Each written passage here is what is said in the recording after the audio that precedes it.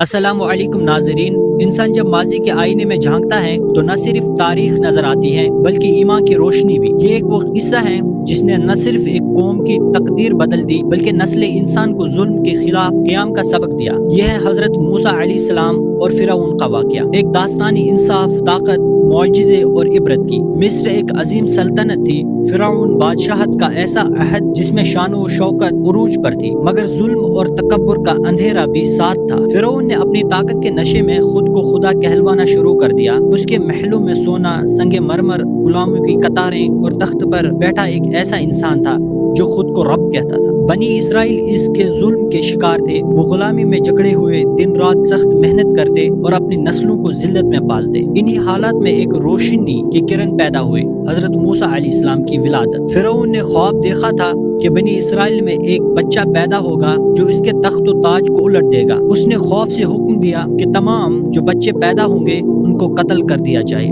لیکن اللہ نے اپنی قدرت دکھائی۔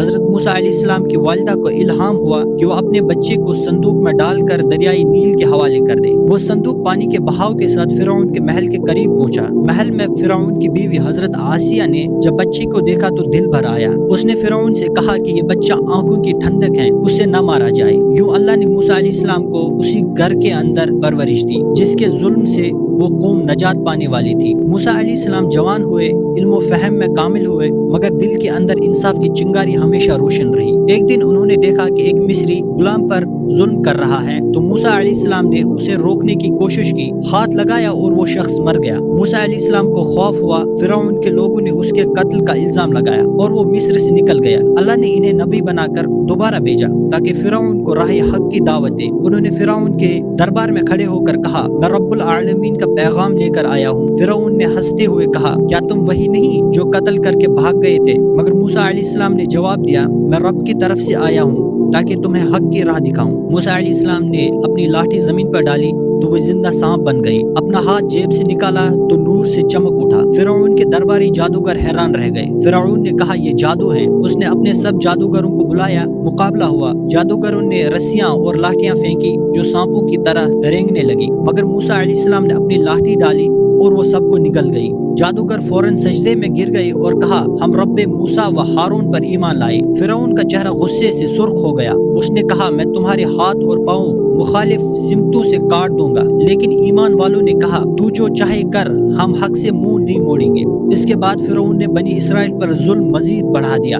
موسیٰ علیہ السلام کو حکم ہوا کہ اپنی قوت کو لے کر راتوں رات نکل جاؤ۔ وہ سب دریائے نیل کی سمت روانہ ہوئے۔ فرعون کو خبر ملی تو اس نے لشکر سمیت ان کا پیچھا کیا۔ جب موسیٰ علیہ السلام دریا کے کنارے پہنچے تو قوم گھبرا گئی، پیچھے فرعون، آگے دریا۔ موسیٰ علیہ السلام نے کہا، میرا رب میرے ساتھ ہے، وہ ضرور راستہ بنائے گا۔ اللہ کے حکم سے عصا زمین پر لگا، دریا پھٹ گیا، پانی دو دیواروں کی طرح کھڑا ہو گیا اور درمیان میں خشک راستہ بن گیا۔ بنی اسرائیل سلامتی سے پار ہو گئے۔ فرعون نے غرور میں کہا، دیکھو پانی بھی میرے حکم سے رکا ہے، اور وہ اپنے لشکر سمیت دریا میں داخل ہو گیا۔ جیسے ہی وہ بیچ میں پہنچا، اللہ نے دریا کو حکم دیا کہ بند ہو جا۔ لہریں بلند ہوئی، شور مچ گیا اور فرعون اپنے لشکر سمیت غرق ہو گیا۔ آخری لمحے میں اس نے کہا، میں بنی اسرائیل کے رب پر ایمان لایا، مگر اللہ نے فرمایا، اب ایمان لاتا ہے جبکہ تو پہلے سرکشی میں تھا۔ آج ہم تیری لاش کو محفوظ رکھیں گے تاکہ تو بعد والوں کے لیے عبرت بن جائے۔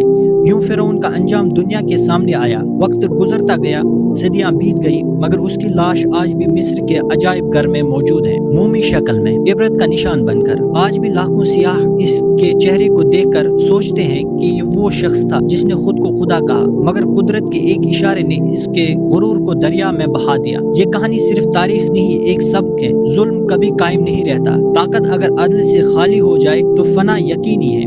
موسیٰ علیہ السلام کی ثابت قدمی، ایمان اور توکل ہمیں سکھاتے ہیں کہ حق کے لیے ڈٹ جانا سب سے بڑی عبادت ہے۔ سب قومیں اپنے رب پر بھروسہ کرتی ہیں تو سمندر ان کے لیے راستے بناتے ہیں۔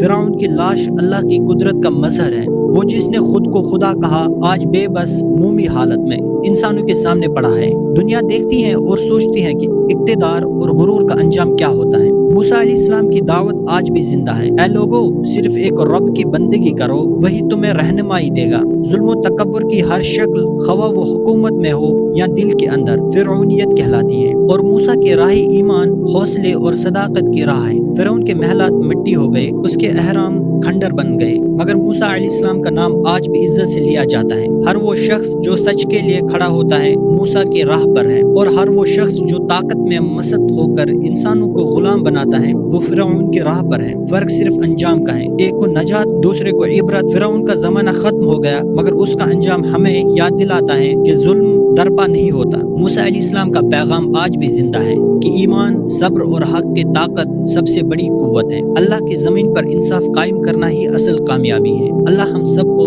ईमान पर साबित कदम रखे।